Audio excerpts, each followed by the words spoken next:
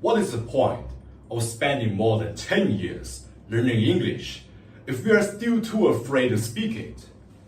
Many of us have probably met someone who can get excellent grade on English exam, but freezes the moment they have to introduce themselves or have a simple conversation. Maybe some of us have even experienced that ourselves. As a Chinese student named Wang Zhen'an, who has experienced this exam-focused learning English firsthand, and after reviewing several recent academic studies on English education in China, I have come to realize that one important skill has been overlooked for far too long.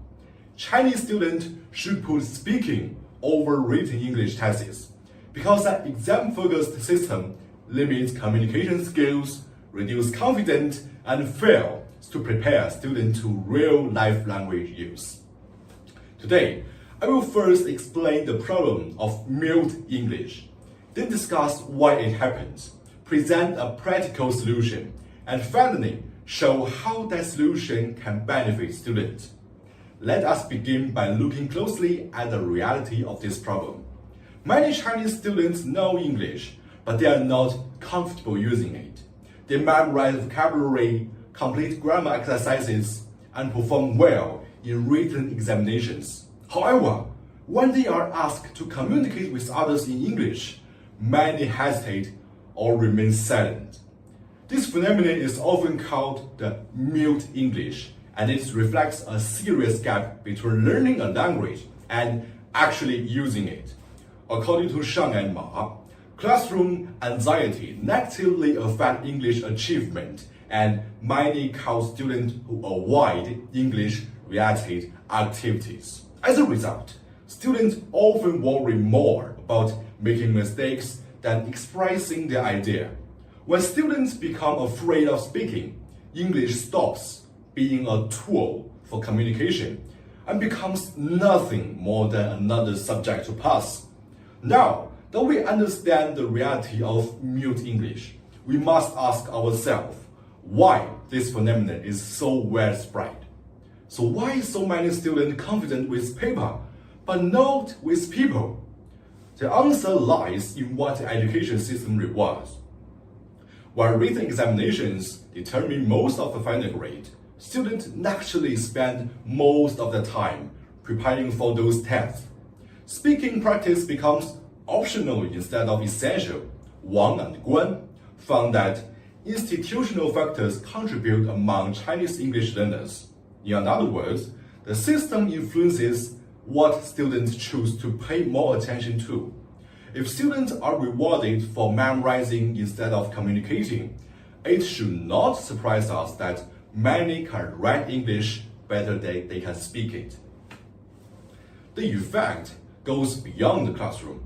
Students may miss opportunities to study abroad, struggle during interviews, or feel nervous in international environment simply because they lack confidence in speaking. If the assessment system is the root case, then we must shift our focus to how we can fix that system. Speaking should no longer be treated as a secondary skill. Instead, mandatory speaking assessment should become an important part of English education in China. This does not mean written English is not important. Reading and writing remain valuable skills. However, communication is the ultimate purpose of learning a language, and speaking deserves equal attention.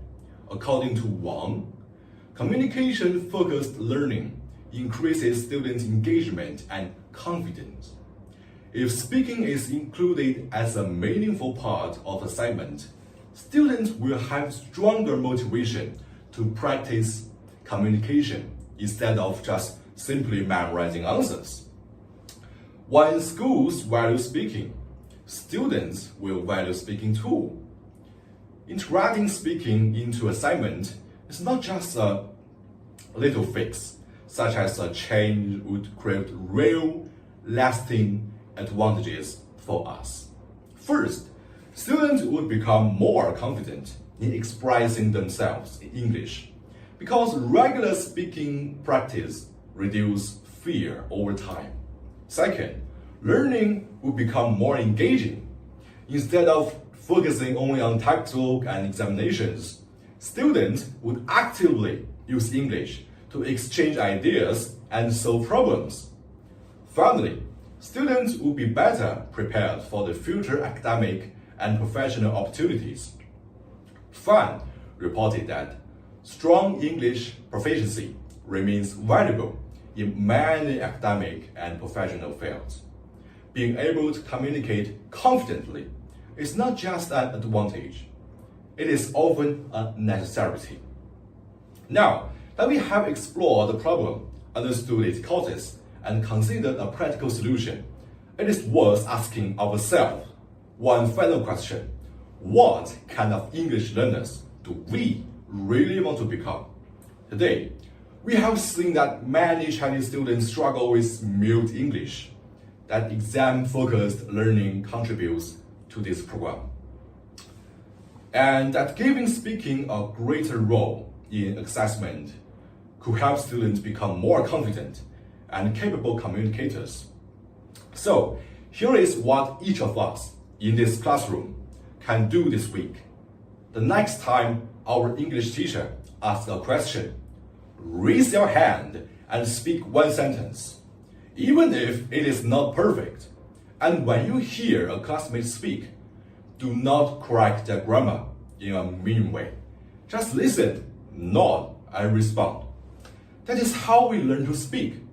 At the beginning of this speech, I brought up a frustration of spending over 10 years learning English only to remain completely silent. We no longer have to accept this reality. If we truly want English to open doors for us, then the first door we must willing to open is our own mouth. Thank you.